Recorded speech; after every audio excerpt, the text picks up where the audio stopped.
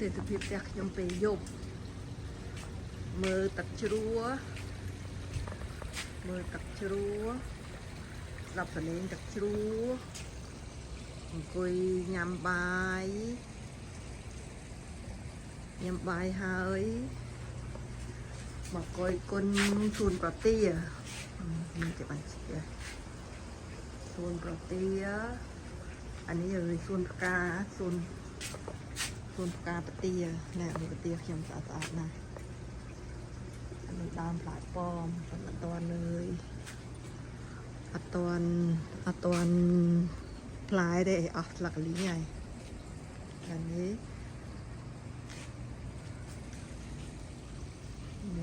ប្រទាអានេះស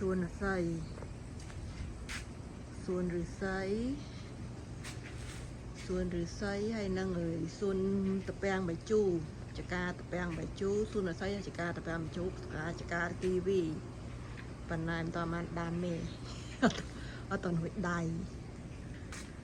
អានោះហើយនេះសមុទ្រនេះបរិយាកាសខាងសមុទ្រម្ដងសមុទ្រណាយើងនៅស្រុកឆ្ងាយយើងអត់មានពេលទៅលេងសមុទ្រស្រុកខ្មែរឥឡូវហ្នឹងយើងគយគុណផ្ទះយើងធ្វើផ្ទះយើងក្រោយផ្ទះយើងស្តៀងសមុទ្រស្រុកខ្មែរតែយើងគយគុណចាត់ទុកថាយើងទៅរីសតនៅកពតចាស់មកគយគុណ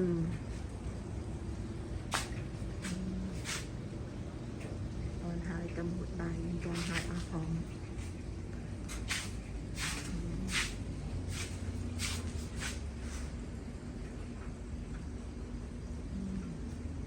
អង្គុយកន្លែងអាំងសាច់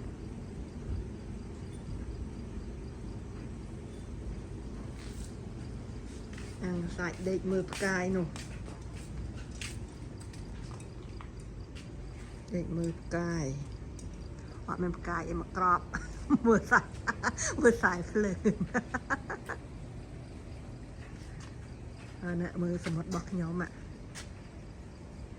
សមុទ្រ